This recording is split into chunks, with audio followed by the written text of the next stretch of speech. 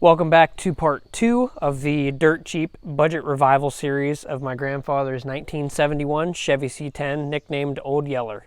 In this episode, we're going to be doing some general maintenance items on the vehicle, doing stuff to make it a little bit more safe to drive as well as more reliable, and also replacing that pesky steering column that literally made the truck not even drivable. Couldn't shift it to second gear. I'm Riley, and this is RyGuys Garage.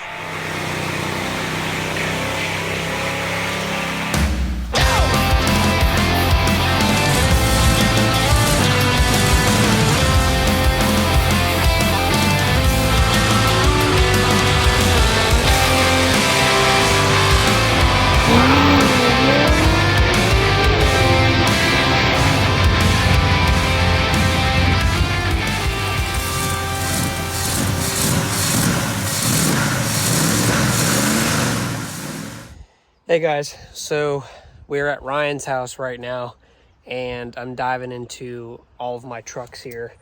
I found that this blue one, the 68 that we have, has a 3-on-the-tree column shifter that was converted to a floor shifter. And the orange truck over there that we dug out of that ravine type deal also has a 3-on-the-tree shifter. However, that truck has way more miles than Old Yeller has. So this one seems pretty tight. I went ahead and already started to pull it out just to kind of get it done. Pain in the butt. So I'm going to go ahead and finish pulling this, and then we're going to take it back to my house. I'm going to rip it all apart, clean everything really, really good, grease everything properly, and then we're going to try to slap that in Old Yeller. The problem that we were having, and I had my dad come over to confirm this, that it wasn't just me, I was shifting the truck from first up into reverse no matter how hard I would push it over to neutral and try to go up to second gear. Couldn't do it. Had him come over and he was ripping through the gears just fine, and then he started to lock it up too, and he was like, well, that's weird.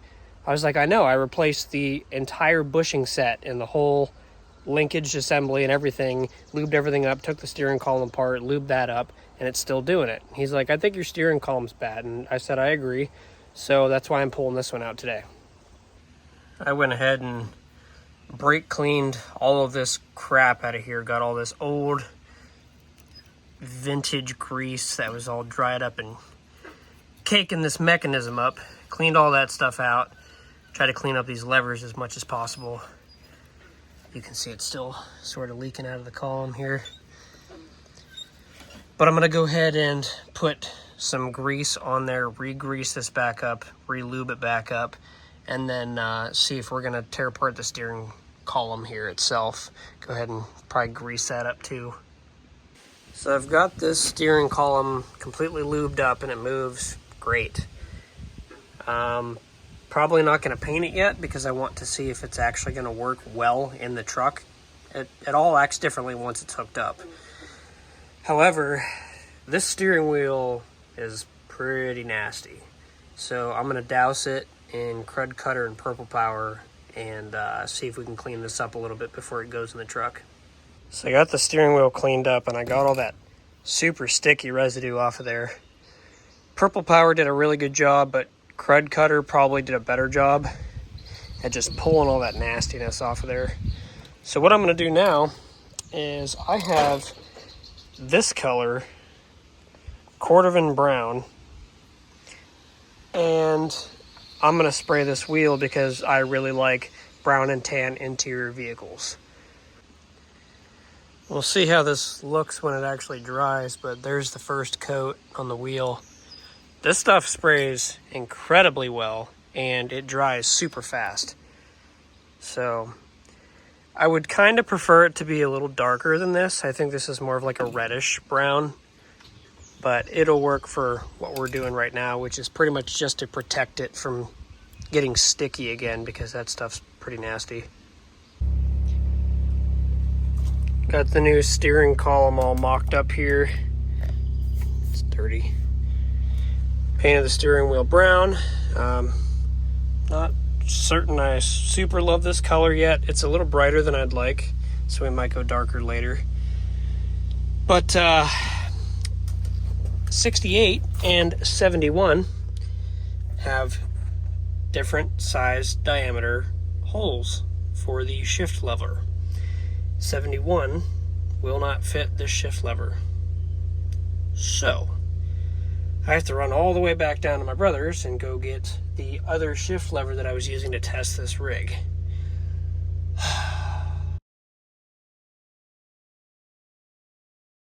Put the column shift in neutral, set your emergency brake, and then go ahead and get out.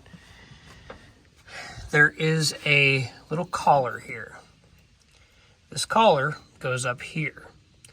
There are 3 7/16 bolts you're going to have to remove. 2 of which you'll completely remove. This one you'll just loosen up. So what these bolts do is this is a cam actuator that pushes this lever in and out, gets it tighter or looser depending on your desires for your shifting mechanism. After you push this down to where I have this now, what you're going to do is push a drill bit through here. Your drill bit is going to be a 3/16 drill bit. That's a perfect size for these holes. You'll know if your gearing is lined up or not because it will or will not go straight through to the other side. If it does not go straight through to the other side, you need to adjust your mechanisms so it will push all the way through. There's a little divot here in the back. Let's see if I can get it. It's really hard to film. So there's a little divot right here. And it needs to, the drill bit needs to go all the way through that. That is true neutral on the column. After you do that, these trucks or cars or whatever you're working on, all this stuff gets old. So all this stuff gets completely misaligned. What you want to do is check all these bushings. If there's a ton of slop in here, see how there's no slop right now? That's because I put new nylon bushings from Tractor Supply or Home Depot or Lowe's. I got a bunch of them, sized them up, kind of figured out what I needed. If your bushings are bad, instead of buying the GM replacements, just go ahead and buy those for a couple bucks. Slide them in between here. This will come undone. You want to slide them in between here. There should be a metal bushing in there that you'll want to sleeve those nylon bushings over top and push them back on here. After you've done that, leave this alone. You're going to go underneath the vehicle and we're going to have to do some adjustments there. So this selector and linkage here controls your reverse and first gear. This one back here controls your second and third gear. What you want to do, I apologize that the lighting's not very good here because my hood's open. You want to inspect the bushings. It's going to be the same type deal that's up on your column. Come on, focus here. Jeez, oh man. So what you want to do is inspect your bushings. If they are junk, do the same thing, nylon bushing replacements. I also got rubber washers and grommets to slide in here to reduce some of the slack. So there's not a lot of sideways movement because you'll still have a bit of sideways movement if you don't put the rubber washer. Then you need to replace your cotter pins. Always do that when you're working on stuff. So ideally, see, there we go. Manually adjust it. So what you want to do, completely pull this off. Pull this linkage and this linkage off. You want to make sure that your gear selector, go back and forth between the gears. Make sure they are both set to be in neutral. Once you do that, if your bushings are as old as mine were, and if your shifting is as screwed up as mine is, both of these linkages will be off. Now you're going to go back up top. After you've figured out all your bushings and everything, cotter pins from below, once you figured out if you needed to get new ones or not, And once you've removed those linkages from the transmission shifters, you want to loosen these two bolts, these two nuts. They're 9/16. This will allow you to move these rods up and down to get your positioning 100% correct on your transmission and your column at the same time. You won't be able to move these gears independently because you have your drill bit in between these two. That's going to save you a ton of messing around or having to get somebody else to help you do this. And it should set your column and your transmission to perfect neutral so they're in sync with one another. Once those are loose up top, those two bolts that control your up and down movement and positioning of these levers, you are going to push these up from under here as best as you can, get them lined up, and then push them back in here and put everything back together. I'm not quite sure how it happened, but when I was adjusting my transmission, I think I took both shift levers from the transmission coming up on the steering column. I think I took both of those off at the exact same time and swapped them by accident. I later figured this out once I realized that my shift pattern was backwards. So for the reference of the rest of the video, these two are actually backwards. They're supposed to be the other way around. So after you get these positioned correctly from the bottom by pushing these up or down, however you need them to get back into the holes of those transmission levers, come back up top. Grab these levers. Just make sure that all the slack is pulled out of them without reefing on the transmission levers and shifting gears on yourself. You want to keep everything in neutral. Once those are good, snug these down as tight as you can get them. Again, there should be you shouldn't be able to wiggle these with the correct amount of bushings and rubber washers in there. Should be all set.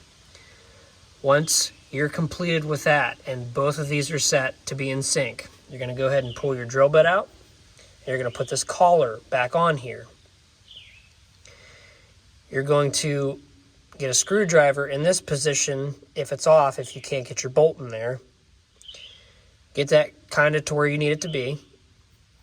Put this bolt and the adjacent bolt to the bottom hand tight, a couple threads just so they're in there. Once your collar and everything is back on there, you can physically adjust it forward or backwards. I know that was backwards.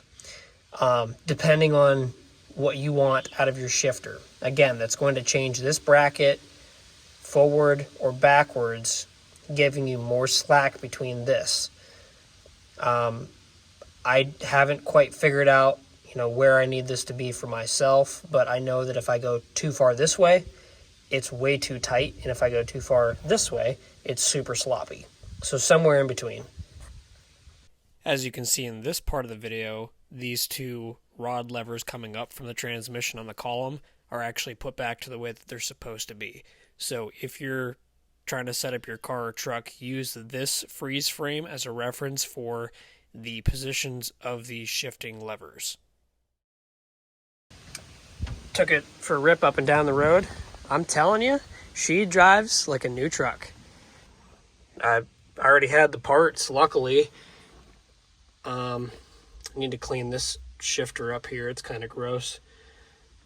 But yeah, she drives awesome now. I can shift fully through the gears, not grind anything. And, I've only driven manual a handful of times, and I can shift it perfect. I'm telling you, if you guys can get a hold of one of these vehicles that has 3 on the tree, it's so much fun. And I can't wait to show my wife how to drive it and show my daughter how to drive it. It's a whole different experience than shifting on the floor. I'm very happy to have fixed this. If my grandpa, was still around, he would be able to drive this truck perfectly fine. Super, super thankful that I had additional parts in stock to actually fix this. I really didn't want to put it to a floor shifter. I wanted to keep it kind of original, but do some small tweaks and updates and, newer suspension, which is we're going to do that. But to not have to spend, you know, the money to try to rebuild one of these, if you can even find parts, it drives way better with those 17-inch wheels that I have. Those old 15-inch dry rotted, destroyed 40-year-old tires were just not cutting it. They were awful. It rides significantly better. I have to change the weather stripping and stuff like that. And this door over here, the driver's side door, is falling down, so it rattles a bit when you're driving it. But other than that, it's relatively smooth for being all factory suspension. Awesome that I fixed it. Super happy. Morning, y'all. Just doing some maintenance here. This is the drive belt. I honestly don't know how old this is. At least 30 years old. So just doing some simple stuff to make sure that we don't get stranded alongside of the road if I ever want to take this somewhere. So we got a new Dayco belt and we matched up. I don't know why. I guess it doesn't really matter, but I tried to match this up at several different parts stores and ended up having to go to Advanced Auto to get an exact match. But everybody else was trying to sell me the reverse belt where it had the grooves on the other side, and I've never had good luck with those. I've heard people have squeaking belt drives and whatever, and it's just annoying. So we're just going to go ahead and replace it with what was already on there because it works. It just is cruddy and pretty ratty. That's all done. Looks good. Pretty well aligned. Super, super tight. Be a lot better. No squeaks, no rattles. Just got to replace that water pump. So, I love these old trucks. And cars too, because it's just so simple to do stuff. Like, this is so much easier to work on these than having to work on, you know, one of those or one of those. Just, this took me 35 seconds to do this. Ouch, bugs.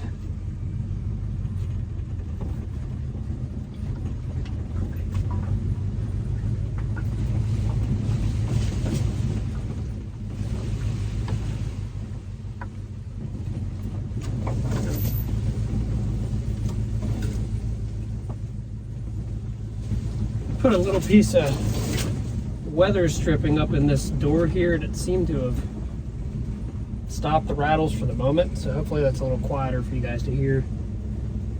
If I had any sense, I'd hook up the microphone and, you know, put it closer to the engine, but I didn't do any of that, so.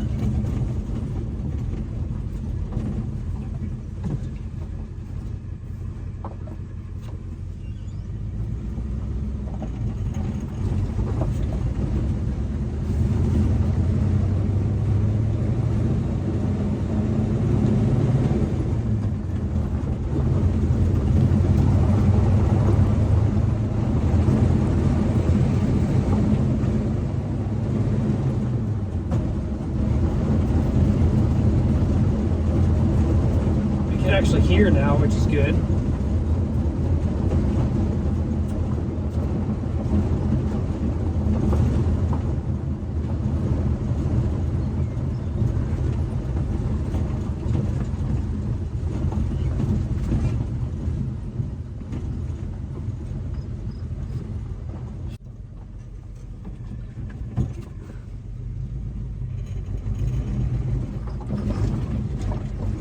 Now that's the first time I've done that. That's weird. All right. You hear that?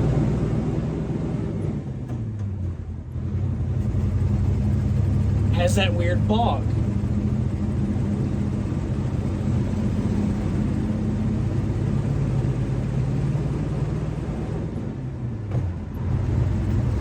And then third gear is gutless.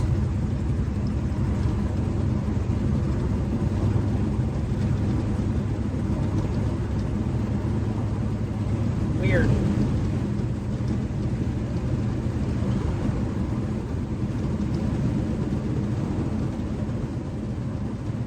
We'll drive it down to the barn here and flip it around.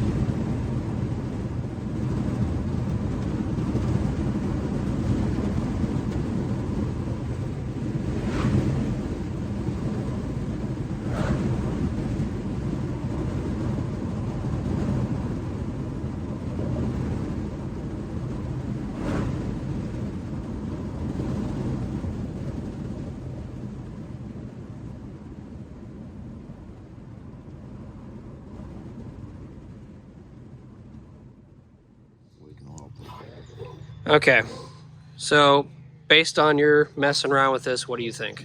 It needs a carburetor rebuild. Okay, why? And then a little bit more timing adjustment, because as these things get gummed up, people adjust the timing to make them run better. But without having a good carb to start with a new gasket kit in it, I got it running good enough to run. Yeah, it runs way better. It doesn't want to stall on me when I'm going at lower speeds, which was the bigger problem. It definitely needs a new carburetor rebuild kit put in it. Okay, well, let's figure out the numbers and get one ordered. It's crackling for some reason in this carb, so that tells me it's either not getting enough fuel, or it's got a piece of dirt in there. In the orifices. One of the jets or the orifices, that's just making it sputter and crackle, because they shouldn't do that. Or it could be an internal vacuum leak in here. There's a number of factors, but